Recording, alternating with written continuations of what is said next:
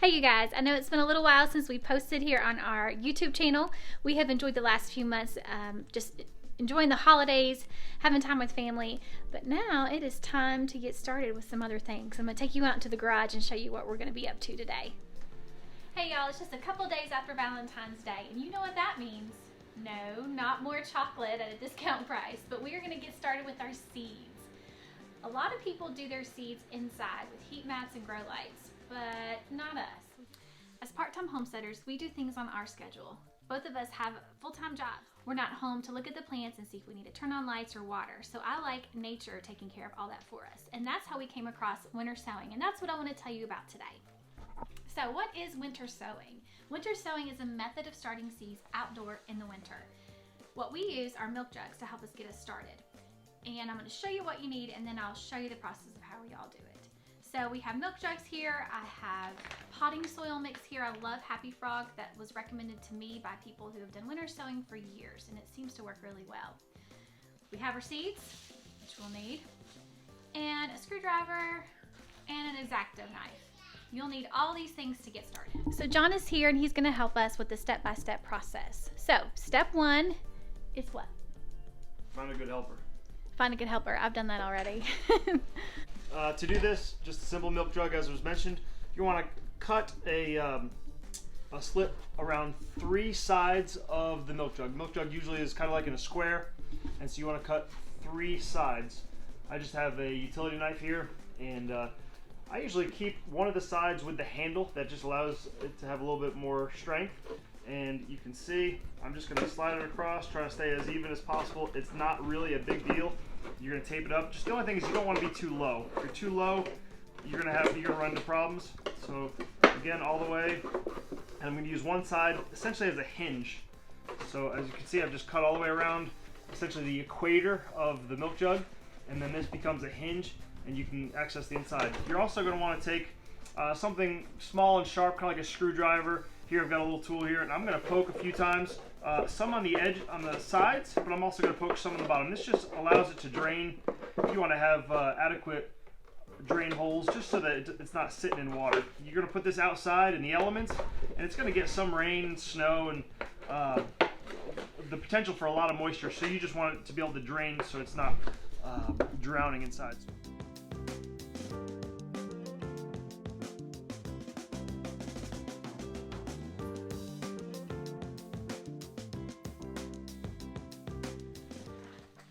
The jugs are all cut and ready. Make sure you remove the lids.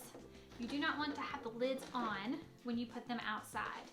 We are going to add our potting mix, and I want to camp out here for a few minutes. John's going to come here and open it up for us as I'm talking. Do not skimp on this part. Just think about it. You're going to be saving lots of money not buying transplants. I bought very few transplants last year because this method works so well. So when you're spending the money on your gardening, you're either going to spend it on compost or amending your soil or having the transplants. So don't skimp on this. Buy good quality potting mix. We like Happy Frog. It has soil microbes in there. We had great germination rates with this. Also, I may show you later on in the video, the root systems on these things when we took them out and transplanted them last year were amazing. So they got off to a really great start.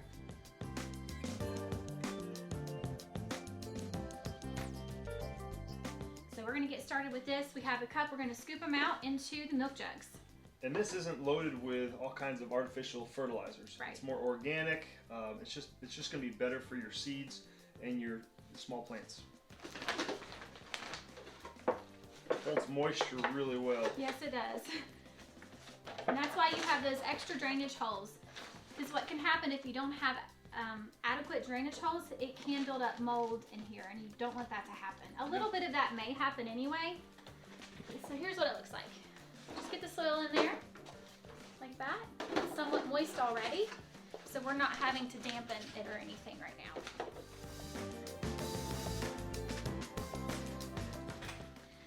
So I just realized I forgot a key component in this winter sowing process, and that's, of course, duct tape, right? How could we forget duct tape? We are going, after we plant, we're going to use the duct tape to tape it all up and put it outside. Once we do that, it's going to be a greenhouse effect. It's going to be much warmer in there. Where the lid's gone, rain, snow is going to come through, and nature will do this wonderful thing of stratifying the seed for you. So what am I planting today? As you notice, I'm not planting a whole lot. I just have 6 jugs. We are in zone 6A.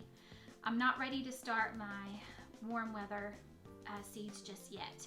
What happens, you know how we have these warm spells in February and March, it'll be 70 degrees for a few days and things will sprout. But I'm not going to be ready to put it out until mid-May, sometimes late May. So I do not want to start my warm, loving plants just yet.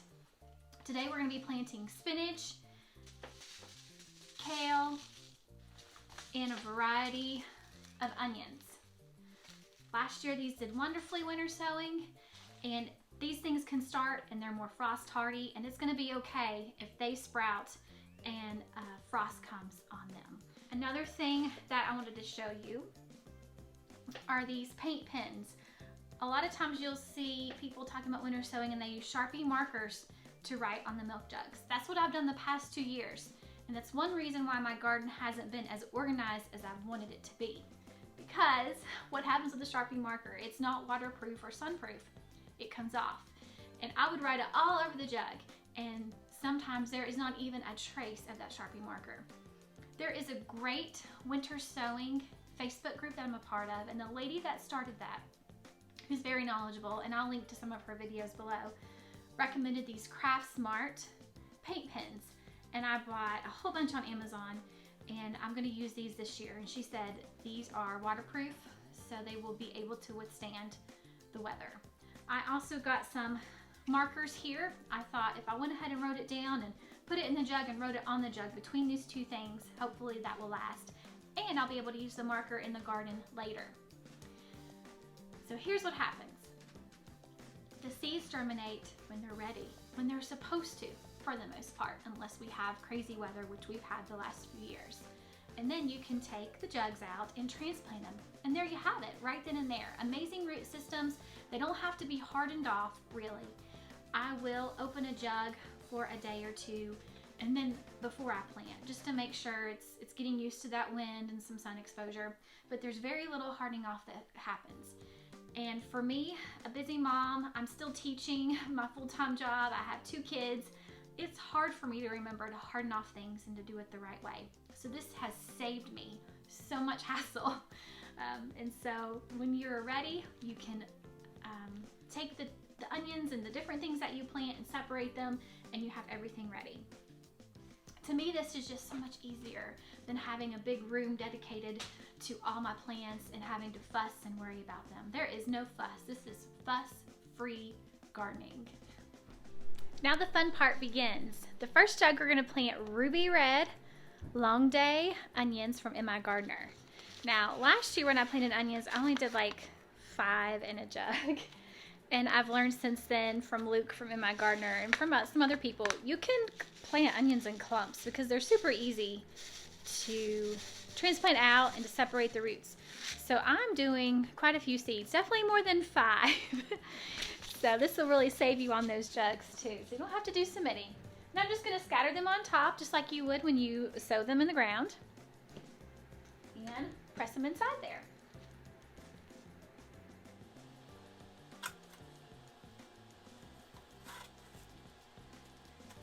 And then I will spray some water lightly on the top. This soil is already pretty damp, and it's supposed to rain a little bit tonight. And again, these are supposed to be exposed to the elements, so I'm not putting them under a covered porch or anything like that. They are outside in the sun, in the rain, and the snow. And I'll spray lightly with my water.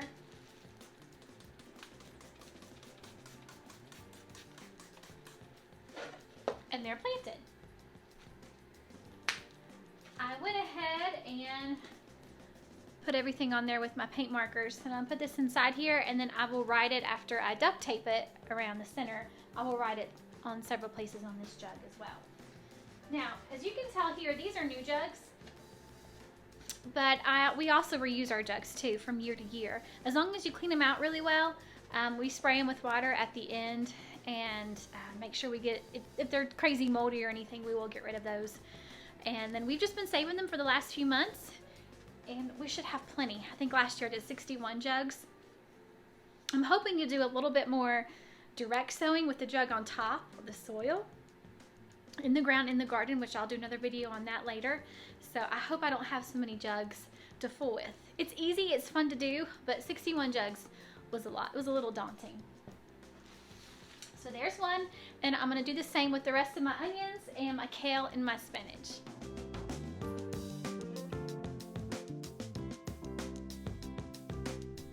Now that the seeds are all planted, one of the last steps is to duct tape it. Like I mentioned before, having this heat and this moisture inside the milk jug creates a greenhouse effect.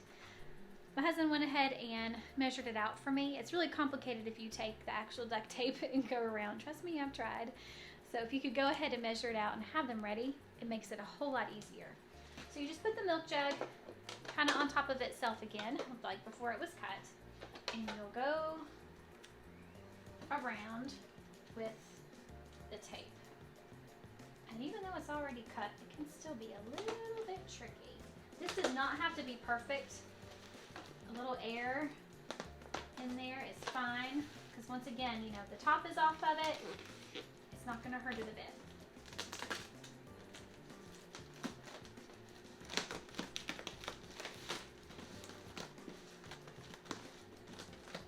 Just make sure I get contact with it so wind cannot bother it too bad and blow it apart.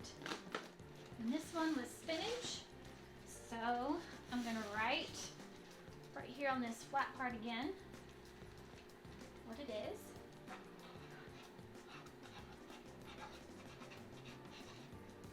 I might even write it down here.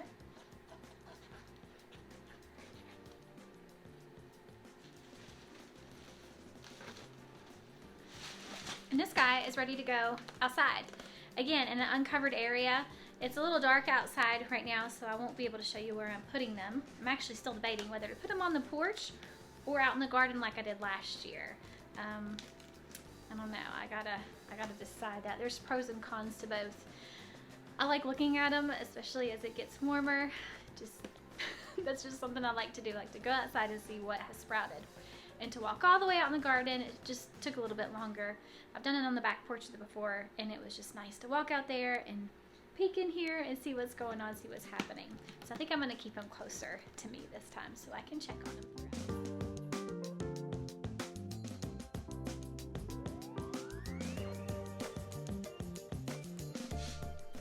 Here's the finished product. I have all 6 of my onions, my spinach, and my kale ready to go outside. Y'all come back.